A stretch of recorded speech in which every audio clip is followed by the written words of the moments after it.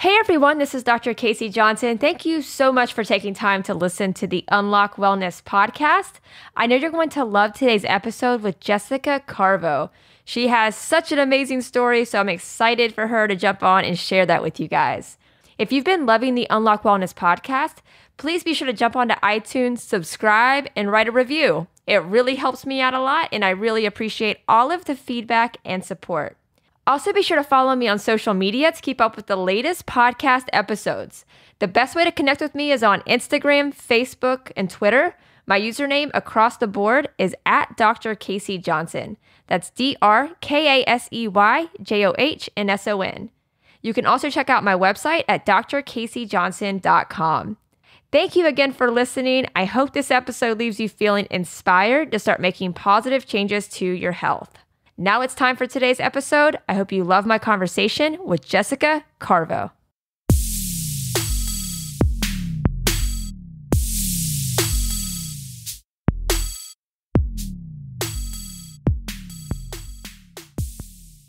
Welcome to the Unlock Wellness podcast. I'm Dr. Casey and excited for today's guest. I'm here with Jessica Carvo, and Jessica is an incredible artist, both solo and half of the band Satellite Mode. And I've been following both Jessica and Satellite Mode for a few years, and she just continues to blow me away with how talented and passionate she is. So this episode is going to be really cool. I just want to dive into Jessica's evolution in her music career, but also how powerful music and the arts are as a form of healing. But Jessica, thank you so much for taking time to come on. I'm excited to have you. Thank you so much for having me. I was really excited when you messaged me. This is great. Yeah. You know what? You know what's cool? I watched that conversation you had with Holly on your Instagram. Oh yeah. And when I watched that, I was like, oh, she totally would be open to like a conversation about healing. And like, so I was excited. And if you guys are listening, go check that out on Jessica's page, because it was actually a very, very valuable conversation. Like that was really great. Wow. Thank you. I was so nervous to post that. So thank you so much for watching that. I didn't think anyone did. Oh, no, it was great. I mean, it was like, I don't know. It was longer. It was a longer conversation, but like I was like dialed in the whole time. It was very great. That's like the awesome. whole time I'm sitting there like, these are like the two perfect coffee dates. Like I want to sit with these two like all day. So it was awesome. You would love Holly. You would absolutely Actually, I haven't spoken to Holly in a long time. I'm speaking to her in a couple of hours. I will definitely pass along the message. Sweet. Yeah. I would love to connect with her too. Yeah. But Jessica, before we kind of get into all of the details, but I would love to hear just about your backstory. So like where you're from, and just walk us through your evolution with music, how it all got started. Did you grow up singing and writing, and just kind of walk us through it? Sure. So I grew up on Long Island, New York, Long Island, with the thick accent and all, and which was totally knocked out of me from my singing coaches. But I grew up, I played more sports actually than I was involved in music. I was heavily involved in both, but my family, like everyone had some sort of talent, but they weren't super musical. So it wasn't really pushed. No one was really like comfortable in like the performing arts community. Like no one really had their toes in there. So I was kind of like the black sheep in that sense. But I was also incredibly shy. Like I came out of the womb like shy and anxious. So it was a kind of weird, like crazy that I gravitated towards being on stage in general. But that's really how I started opening up as a person, was finding out that I could sing and that music calmed me down. And kind of, I think starting at age 8 and for like the rest of my life, it has been my way of connecting with people, of kind of like breaking down the barriers and in return, letting other people be more comfortable with me. So I kind of became addicted to it at a very early age because it opened me up and it kind of shaped my world.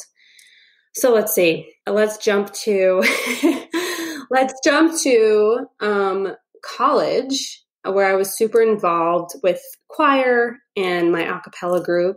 And in the middle somewhere, I actually started having a lot of vocal issues, and I needed surgery. So I didn't know if I could pursue a career in music. What kind of surgery was it? So I had cysts. So they're different than nodes. So I had cysts on both chords and like maybe still some paralysis. So I had to, they had to like laser off some of these cysts. So I couldn't speak for a month and I had to be writing down my words for another like 4 months. So that was directly after college. But at that point, I was like, I really want to lean into writing music because I can't be away from this. Because from age 8 to 22, it has completely shaped my life. And now you're telling me, you know, the surgeon's telling me maybe smooth jazz, but I'm not sure if you'll be able to do much else without injuring yourself because we don't know what's going to happen after this. So I really leaned in heavily with guitar and piano and lyric writing in college, just kind of so afraid that this would leave me, like this community that I could build or like I could find myself in anywhere I went would just not be there, you know, like basically, you know, not so healthy, but my identity, right? But I worked my butt off for a year just trying to get back to singing, just getting healthy. And I went for an audition about like 9 months after surgery and found myself on a label. So I found myself in this singing group. It was an Italian-American singing group. It was like kind of, you know, not what I was like aiming for, but right. I was just But it was probably a good like just affirmation that you still had it and you still had that ability. Yeah. And I went into the audition room thinking, I can barely sing anymore. Like if people smile at me in here, that's a win. You know, like there are 1,500 people auditioning for this. It was like an open call. It was to be on a major label and then perform on PBS and then tour the world and maybe go to like Tuscany and film. And I'm like, this is a pipe dream. Like, I'm just going to give it a shot. And I ended up getting in the group, which was crazy. Oh, what's the group called? So it was called Bellaria, but I'm trying to like give you a really quick, there's so much that has happened. It's called Bellaria, right? Like BLL, like, I don't know, apostrophe ARIA, right? Beautiful, beautiful air, beautiful singing, beautiful song. And we ended up doing a PBS special, all this fun stuff. And I got hit with the music industry right away. So I got to learn right away how great and how awful everything can be all at once and like how intense. But what it really did for me was remind me that what I mattered most was my creative freedom and my ability to like help shape the recordings and not just be told, hey, you're singing this. Hey, you're wearing this. You know, on a professional level, I'd never been there before. Like I went to a regular college. You know, I just wasn't primed for like a hyper specialized life. Like I just wasn't brought up that way. It was like, you play sports, you go to camp here. Like, you know, it was so crazy to then all of a sudden being in this very like intense and artistic situation, but I loved it. It's like what everybody like hopes and dreams of. But then once you get there, you're like, I have no creative freedom or like this, the toll on your mental health. Yeah, exactly. And I won't go into this here, but I mean, just, you know, this was 10 years before like the Me Too movement. So there was a lot of fear around speaking up. Got it. And I was very young. And it was coming from left and right, put it that way. Yeah. And it was like, oh, but like, I can't ruin my name. You know, just a lot of that. And I think that I'm still trying to come to terms with that, to be honest with you.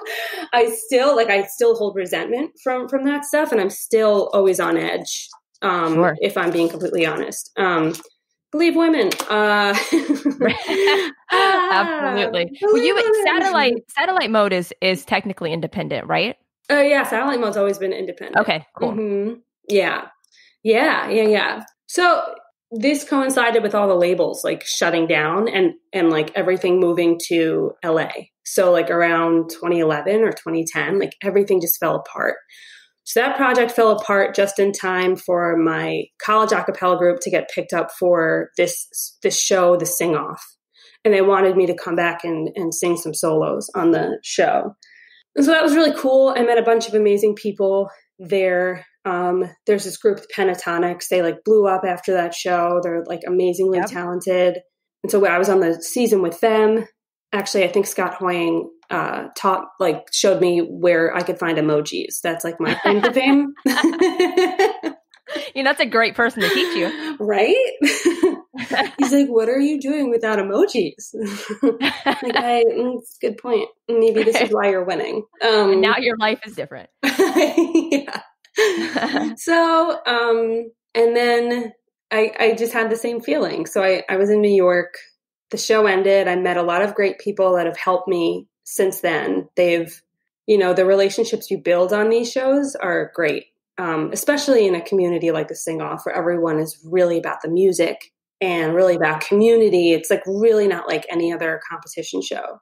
And so I met some people that later on liked Satellite Mode's music and put it on this TV show or like that and the other thing, right? So kind of just building and building and building. But I still had solo stuff going on in New York. So I had a band for about 6 years. And we were doing well. We were playing a lot of theater clubs. There's this place called Rockwood Music Hall. It's a very singer-songwriter club. It almost feels like a cabaret environment. And so we were playing a lot of shows like that, playing at Brooklyn Academy of Music. But around, let's see, I'm trying to keep your show interesting. Oh, you are doing amazing. Sorry. Okay. No, you're great. I'm this could be boring for people. No, it's not at all. It's not at all. Keep going. And I had this one song I was really proud of. The first song I was ever proud of, it was called Nightfall. And so I decided to... Amazing, by the way. Thank you. Thank you. And that song I actually wrote... Oh my gosh. Yeah, I had to get another surgery. This is a great thing to talk to you about. I ended up tearing I had my labrums torn on both of my hips. This is wow. I'm just a giant wreck. I used to be a big runner and all this stuff. So I had to get surgery on one because I just couldn't function in New York City. It got really bad. So I had to kind of sit back for a while, and I was really anxious about it because I built up all this momentum. And it's just anxiety provoking to have such an invasive surgery. You're out. And so I wrote this song on a rooftop in a sublet in Chelsea, New York.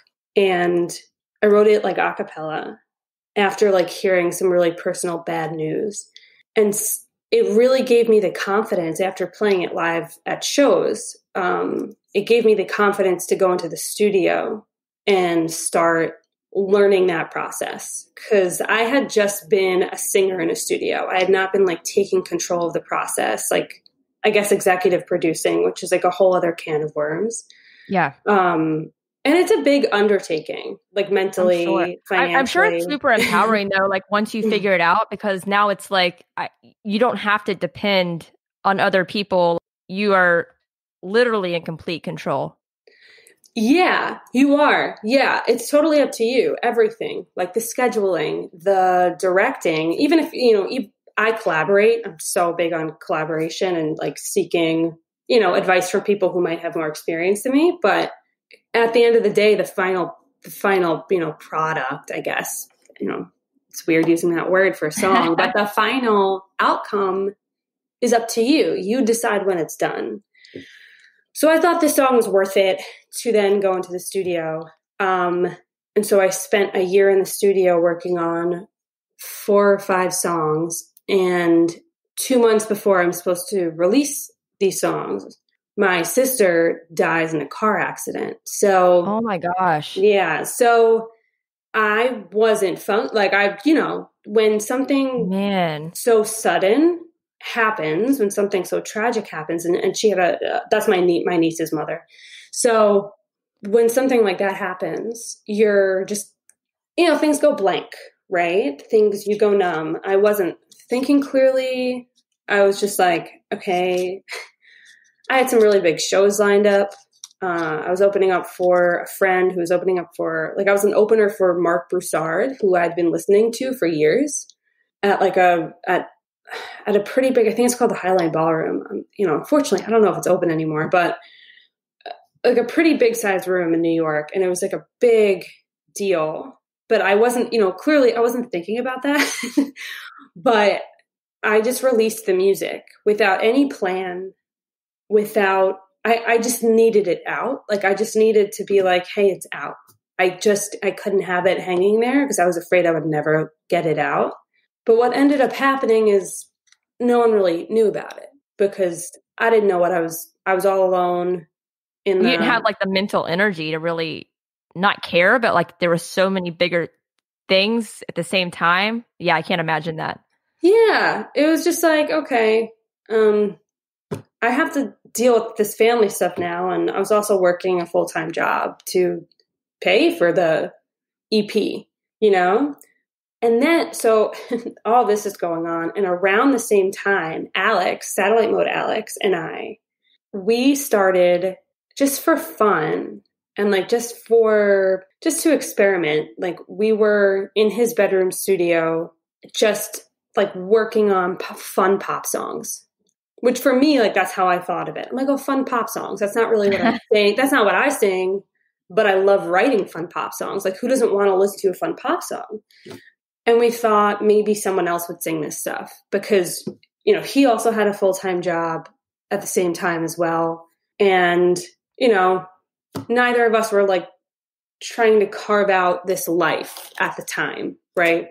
But fast forward like a year later, and I still had this very like, I don't know what I'm doing. I can't care. It's not a big deal if we release this and nothing happens mentality. So we release this song, Wild Excuses, in like the very end of 2015, beginning of 2016.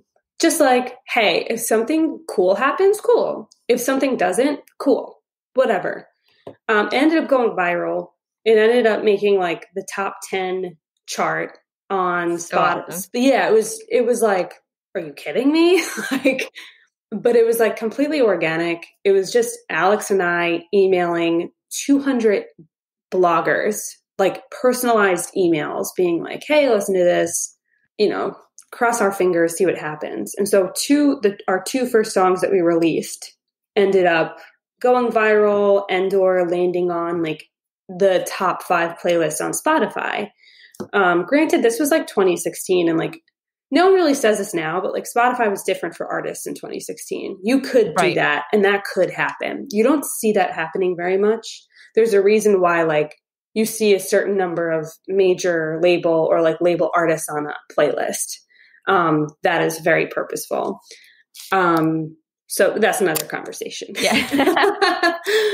a lot more hoops to jump through on Spotify now. Yes.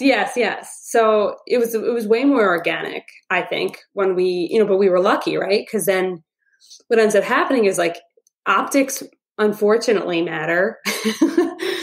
In this industry, maybe a bajillion years ago, people would listen to like tape demos and be like, oh, wow, I hear potential, whatever. But now it's like, oh, did you get X amount of streams, or do you, so that kind of helped us go from like 0 to 100. Yep.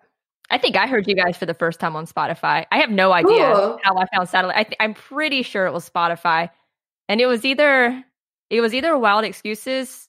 Oh, it was either that, Gave It All, or Terrified. I can't. Well, I don't know. It was one of the older ones. I don't even know. Honestly, it was definitely Spotify. All good. Thanks. Yeah. No, I'm so grateful you did. Like, that's great. And that's the other thing I've learned over the years is like, music is supposed to serve people, not like, yeah, it serves me. It helps me heal. But if it's not reaching other people and like we don't form a connection with them, it's easy. It's just way easier for me to lose steam, if I'm being honest. Everything, it's all a practice, right? Like writing every day, warming up every day. I coach voice too, so that's great. I practice with them, my students. But the nitty-gritty hard work of like making the song, producing the song, releasing the song, advertising, yada, yada, yada, like that is just, it really stinks when it doesn't connect with people. It's not like when it doesn't get a bajillion views or I don't become famous. Like, I've been doing this for a long time. If I was doing this to just be famous, I think I would be doing something completely different by now. And I think that can go with, honestly, like any field. If you are doing it just for solely yourself or solely for like the affirmation of other people, like it's never going to really truly be genuine. And then you could never actually connect with people. And I think that's why, like, I've honestly followed you and Satellite Mode for so long, is because like you can tell that you guys, one, like actually care about connecting, about networking and getting better and reaching people to like actually want to change them and the world with your music. Like you get that authentic feel with you guys. Whereas I think with a lot of artists, that's why they don't have the same success, or maybe it's long term they don't, just because like you can tell who's more superficial and who's actually trying to make a positive change. Thank you. That's great. I mean, I agree with you on that. I have some friends that like are well-meaning, or like some colleagues, and I'm like, oh man, I feel like there's like we all get into these ruts, right? Like if your music has not gotten any attention, you've just dumped a ton of time and quite honestly money, and things just don't go right, you can become a little dark if you don't reconnect with the purpose that you just described. And over time, if you can't reconnect with that purpose, which is strongest when it comes from a place of wanting to serve, right? The darkness just builds up. And like, I've seen it in myself. I've been like overly cynical and overly pessimistic, or just, I come from a very dry and sarcastic family. We're Italian. We're Italian and from New York, it's just going to happen. But like, over time, I'm like, it's a little much. Like, I gotta reconnect with the purpose, and like every day. And actively seek it out. Exactly. Yeah. And like, even like posting little videos every day. I used to be so afraid to do that because I'd be like, who am I? Like, my people don't want to like see that. Like, I'm a lot of negativity, right? A lot of negative talk. Like, oh, I'm not a 10-year-old on YouTube. Like, why would I do that?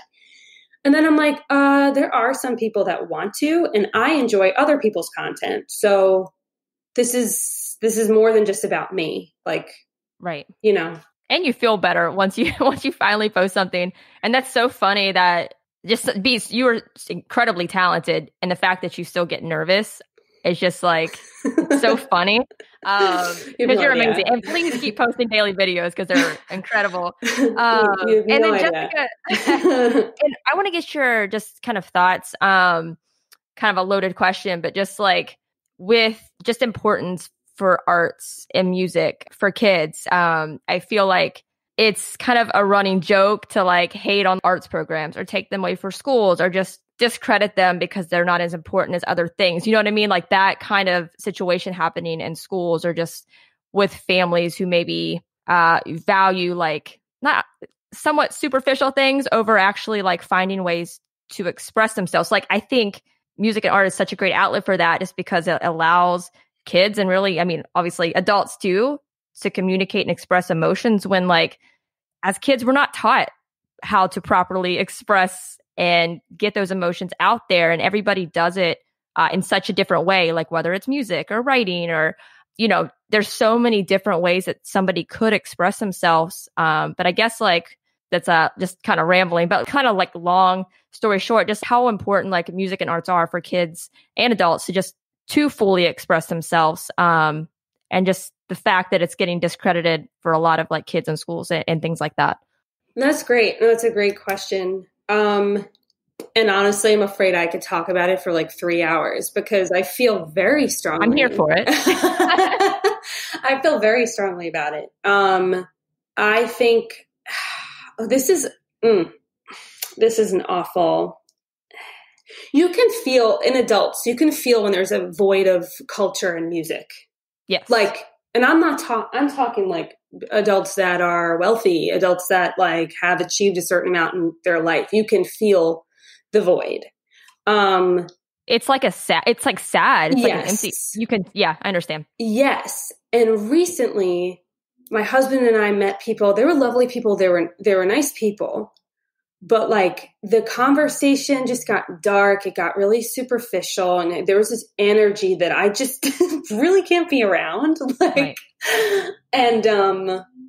And I don't think they meant any harm by it. It's just like the culture that they live in, which is a little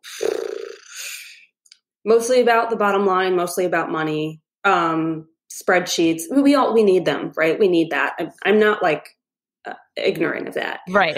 I'm really not. I'm like not that kind of, stereotypical artist, what people think. But we walked away and I said, this is why we absolutely cannot get rid of the arts in schools. I'm like, this is why, I told him, I said, in the middle of this pandemic, I just felt so non-essential. But after having this conversation, I'm like, art reminds us of our humanity. It gets us in touch with something that sometimes words cannot express. And when someone's lacking that, you can feel it. And I feel bad. They don't feel bad, but I feel bad for them. Right. I'm like, there's like children build empathy through art. They learn about vulnerability. I think of all the awful things we learn about that we can accept as children. Like I remember seeing the play, The Diary of Anne Frank, the saddest story in the world, but I will never forget seeing that. And that was an incredible lesson to learn. But in order for children to like fully digest it, they probably had to go see a play or a musical.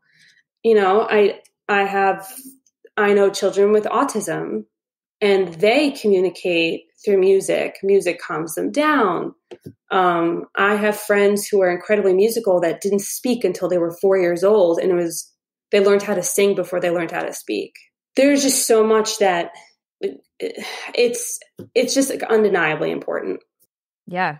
I think it comes down to I think like true healing, and this can be super broad, like not just with healing mentally or, physically, or like, just like it comes down to expression, like authentic, uninterfered with expression. If you can't express yourself, then there's always going to be like this, just like we were talking about, like this kind of like emptiness or sadness or like built in just trauma that will not just go away as you get older. Like it sticks around, and then like somebody grows up and they're like, well, I don't understand like why I feel this way, like it's it just snowballs. No, absolutely. And especially with adult men.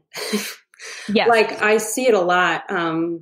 There has to be something. Actually, my husband's one of his coworkers came up to me and he's like, you should like put together a program to like speak to like the firm about like vulnerability and openness. Like there's like an straight Brene Brown them, just hit them with it. Exactly. I was like, well, I haven't done like 25 years of research, so I don't know, but yes. You don't need that. He essentially was saying that. He's like, I just feel like we could use a lesson in expression, essentially. Yeah. I'm like, and it could be so different for literally anybody, like somebody that's not going to sing in front of people, like maybe you just sing more at home, or maybe you paint, or like maybe you actually like journal, or yes. Or if anything, just explore everything and see what really resonates with you. And, my daughter's 5 and I'm just like, I'm trying to help navigate that, because I think it's so important. And like, I would never, and I joke around like with her and my husband all the time. I'm like, listen, if she tells me she wants to travel the world in a van and play guitar, like, hey, we're hitting the road. That's great. We're going to figure it out. But I just think it's important, if you're listening and you're a parent or like an aunt or, whatever the case may be, like really help kids in your life, especially obviously adults, but like help the kids in your life figure out how to express themselves that's in just a positive, artistic way, and really help facilitate that. Yeah. And they might be going through things that they're not telling you about too, or things that they can't even express with words. They don't have the words yet for it. Man, music has saved me. I like every year there's something, and I'm like, wow, what would I do if I didn't have this? I was going to ask you, Jessica, it's a good segue for that, but like, obviously music is a way for you to decompress, but I'm sure like it's sometimes like, I mean, it is your job, right? So it's sometimes you do probably have to decompress from music. So how do you decompress from your number one decompression, if that makes sense? How do you decompress from music? Sure. So I would probably put on your podcast. Okay. Great answer. You can stay. So like number one, listen to your podcast. How do I do? I go on. Yeah, I definitely go through periods of time where I can't listen to any music. So I'll listen to a lot of podcasts, like Brene Brown. I'll listen to her podcast, or like Seth Godin's podcast. I love learning about marketing. So I'll listen to some like business and marketing podcasts because it makes me feel like I have a little more control in my life. Are you a Gary Vee fan? I'm kind of sort of a Gary Vee fan. Yeah. Are you? I think he has like a lot of really good, just tips on, honestly, confidence building for sure. Yes. I think he has he comes from a genuine space for sure. I think he does too. I think his general message of like truly not caring what people think, because that is the number one reason why you're not doing what you're doing. He's right every time. Like anytime I can ask myself like, oh, why didn't you do this? It's like, it's definitely there. The fear of what other people think is there. I just have to like shovel out all these other layers to get to it. So I like him. Yeah. So I do a lot of podcast listening. I'm big into yoga. I'm big into cycling, long walks. So exercise has like always been a daily habit of mine since I can remember. And like for me, movement is medicine. And I can't imagine if I don't move, it's really pretty hard right now. I'm not going to lie. It's like really cold and we're very much locked in here. But if I'm not like moving and like outside, I can feel it in like 24 hours. Like I just don't feel like myself. It's like, I grew up in West Virginia. So like, I understand being stuck in the winter and like, I definitely am thankful for the Florida weather there, because it just like having the fresh air and being able to be in the sun, it just like totally changes your mentality. Oh yeah. I mean, anytime we've gone to LA for work stuff, Alex has always been like, hey, I just can't help but notice that you're so much happier here. He's like, you're literally glowing. Like I've never seen you like glow like this. So and funny. I'm like, it's the sun. I love the sun. Yeah. How have you been doing, with all of this going on? Obviously, like there's so much to learn from it, obviously. But at the same time, like you guys are great in-person performers. Like to not have that momentum, how has that affected you mentally? And how are you, obviously you're filling the void using social media a lot more with playing, but how has that affected you? Okay. So I have to be honest. In the beginning, I started on taking on different personalities as a joke with my husband. Like I would just throw my voice and like pretend I was a chef or, and it would make him laugh. And after a while, he'd be like, you're losing your mind. To which I would say, absolutely, you're right. So yeah, there's clearly a part of me that is not coming out in a normal way. We're recording a lot right now. We're doing a lot of email recording, and we just had like a Zoom writing session yesterday, which has been super productive. So that's been feeling good because we can kind of feel the potential and the promise of tomorrow, But I deeply miss performing. Deeply. And there's really nothing that replaces that. It's wonderful that it's awesome that we live in 2021 and we have the internet and social media to connect with people and go live. But I'll be honest, in the beginning, after doing like a ton of that, I was like really down. I got very down because it just was like it was a reminder of like what I can't do and what I don't know when I can do it. And so I had to take a break because I was coming to it with a bad energy, and that's not cool either. But it lets you be more authentic when you do come back. Like I respect that a lot. Like I had to take a few months off from recording like any podcast just because I didn't feel it. You know what I mean? So it's like in just a weird place, but I feel like a lot of people were in that weird place. Yeah, I don't know. It's crazy. Yeah. And I think, I think it's great for the both of us that we were able to be like, okay, I'm not going to beat myself up for not doing this right now because no one wants this if I'm coming from a bad place. Right. Like, and they know. Yeah. Yeah. It's obvious when like I'm looking sad on the camera. I'm like, hey guys, what's up tonight?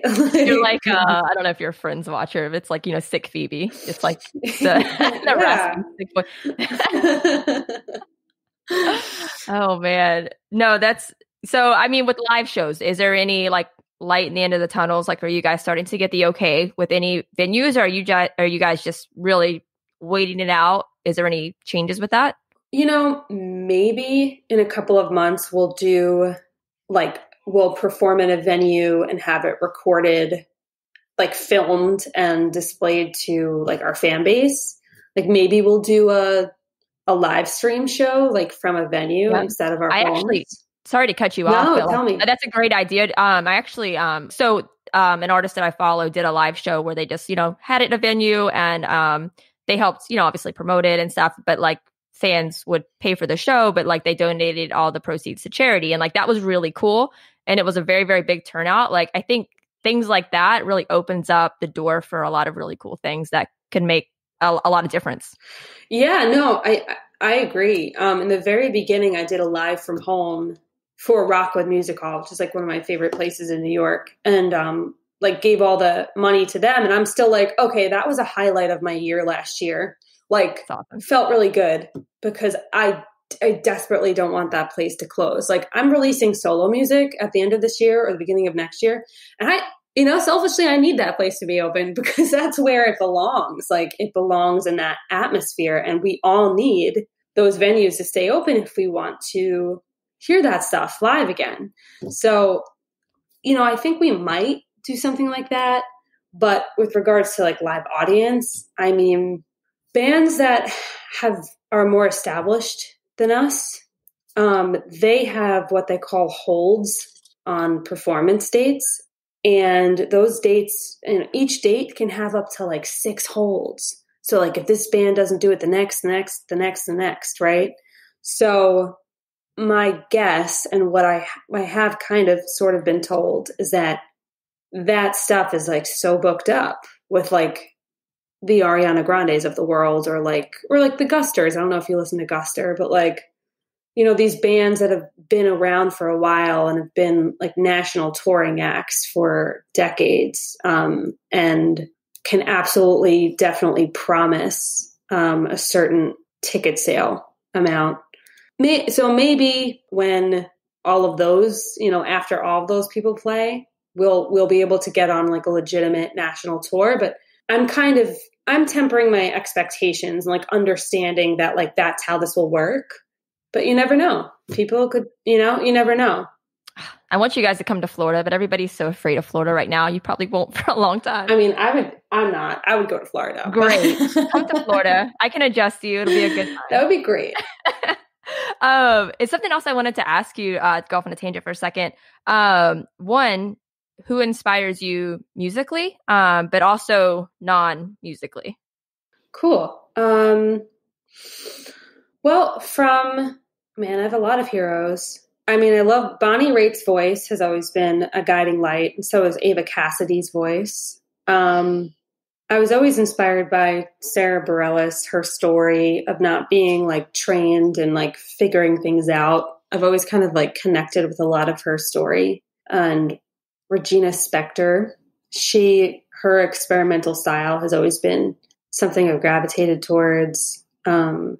The like production style wise, in 2007, 2 albums came out that like really got me so excited. And like this, it's like when I decided I really wanted to do this, it was like Sia, before she was like Sia as the world knows her.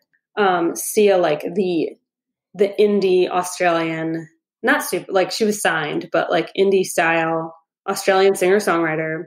Her albums from like 2006 to 2008 were just so cool. so experimental, but also like just solid songwriting and incredible singing and Feist.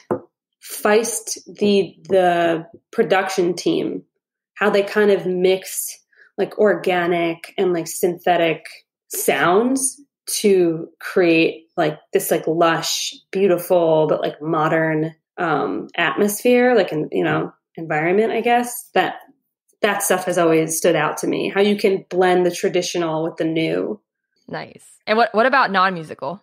Non-musical. I mean, like Brene Brown. I've always been incredibly intrigued by like, so I don't know, she's a social scientist, I guess, like psychologist, right? I've always been intrigued by those people who like study the human psyche and like marketing, and like Marie Forleo. Yep.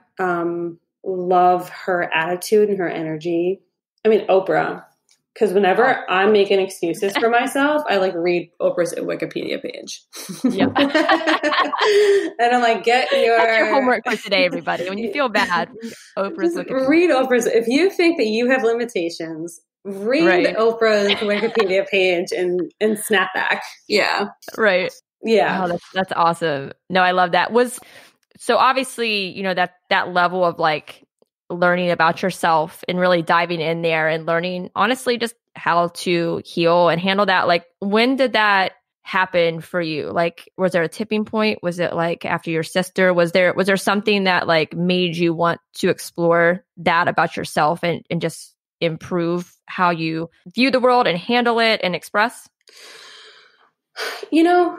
I think it was like family stuff in high school. When I was in high school, I guess I get, no one ever diagnosed me with this, but I guess I started developing severe anxiety, which kind of ventured into like, I guess, anorexia, which I don't really talk about often because I definitely just kind of put it back there in this thing that was a long time ago and still doesn't affect me anymore. But I suppose that's not true. So I think around that time at the same time, I was also being bullied at school, and bullied in the sense that I had all these friends and then all of a sudden they weren't my friends anymore. And I still don't know why that happened. No one ever told me, but I was like a pretty popular 8th grader, not like a mean one, but like a nice one. Like I had like a huge amount of like diverse friends come over every weekend. And then all of a sudden high school hit and it was like, I didn't want to, I don't know, maybe I didn't want to drink. I have no idea, but it really did a number on me. And it added to the anxiety and stuff. And I did a deep dive into like, I went into horoscopes and then I started reading psychology books. I wanted to understand why I was reacting the way I was reacting. I wanted to understand like my family dynamics. Like I just was really intrigued by like what was making me tick, or like why, or what makes a person, also like what makes a person successful. I was like deeply into this like mind over matter thing. Like, okay, if I make a list for a list and if I am really disciplined, what does that mean? Or like, which at that age is like pretty incredible. Yeah, incredible and a little bizarre. Probably. I think it's amazing. I maybe should have been having more fun, I think was maybe what I found out. But I wasn't. I just wasn't happy. And I was just maybe trying to figure out why. I think I was just feeling very alone. And in that aloneness, I started studying that stuff. YouTube wasn't really a thing yet. It wasn't a thing yet, definitely.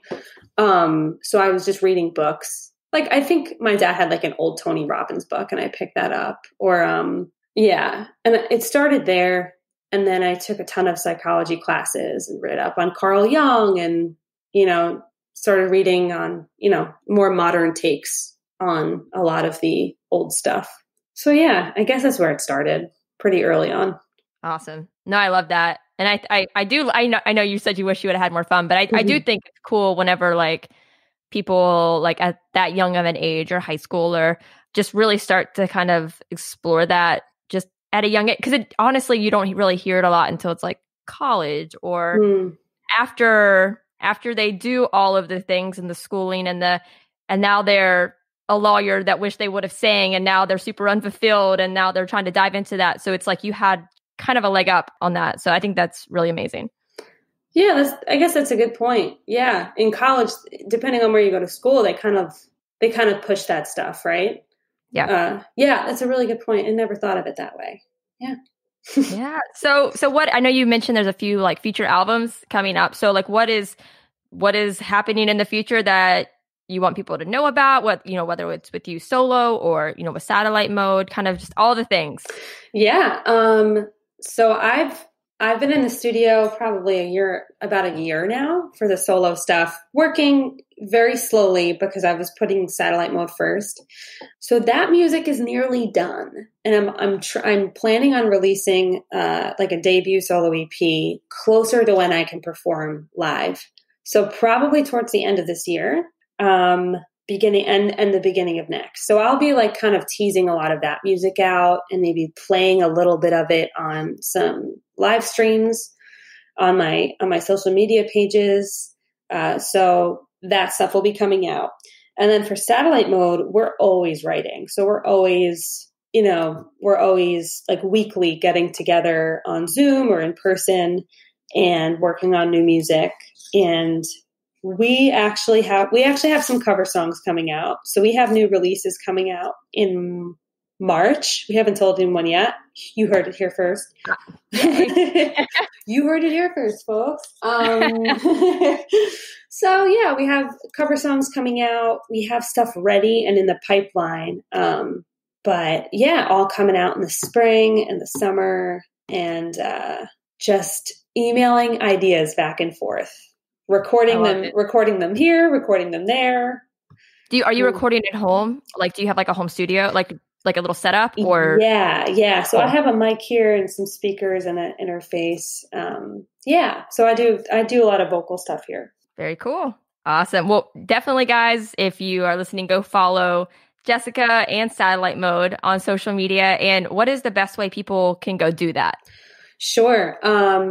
Probably the website. So it's just my name, www.jessicacarvo.com. And you can find all of mine and Satellite Mode's information there. And if you want to go to Satellite Mode's website, you can go to www.satellitemode.com. Awesome. And then closing question, Jess, that I ask every guest. So if you just had one piece of advice for the audience, maybe it's something that has helped you out the most along your journey, but if you just had just one piece of advice to put out there to the audience, what would it be? If you have something that you believe in, put the blinders on and go for it. Don't look left. Don't look right. Do not wonder what someone is thinking of you, because it won't matter. Just do it. And that's it. I love it. That's amazing. And you can totally say no, but I'm going to put you on the spot for a second. Uh-oh. I have never had anybody sing on the podcast, and you can totally say no because you're not prepared and I didn't ask. But even if it was like 10 seconds of something that you love to sing, and again, please say no if you want to. Are you down? I'm down. I'm just like, what do I sing? Whatever your favorite thing, or your most comfortable, I guess. I don't know. Your go-to? Oh, I don't have a go-to. Okay. Oh, well, how about you tell me? Is there anything that you've been listening to a lot? Oh, see, now I'm putting you on the spot. I am on the spot. You're on the spot. Man. Well, I want you to sing one of your songs. Oh. And promote. Okay. I'll sing it. Okay. I'll do the chorus too on Nightfall. Cool. Nightfall, where am I going? Twilight is showing, no mysteries tonight. Nightfall, if it's all ending, let me keep on pretending. Whole hearts need no mending, and I'm feeling alright. That was amazing. I just messed up my own Thank you so words. much. That was so cool. And thank you guys for attending the charity concert. Please donate. No, I'm just kidding. But please have a digital concert because that would be really cool. I'm working. I'll do it. Awesome. Yeah. All right, Jessica, thank you so much for taking time to come on, for singing. That was awesome. And yeah, for everything that you guys are doing. It's incredible. Like, you are amazing. So please keep posting every day as long as you feel like posting every day. Because people are watching it and we really do love it. So thank you so much. Thank you for having me. Thank you. Thank you guys so much for listening to today's episode. I hope you loved my conversation with Jess. She's doing so much amazing work, so be sure to give her a follow on social media to keep up with everything that she's been working on. You can find her social media links and website links that we talked about in the episode in the show notes, but you can also find them on my website as well at drcaseyjohnson.com. If you guys loved today's episode with Jess, be sure to jump onto iTunes, subscribe, and write a review. It really helps me out a lot, and I really appreciate all of the feedback and support. Thank you guys so much for tuning in to today's episode. I hope you loved it. I hope it inspires you. And most importantly, I hope you take action.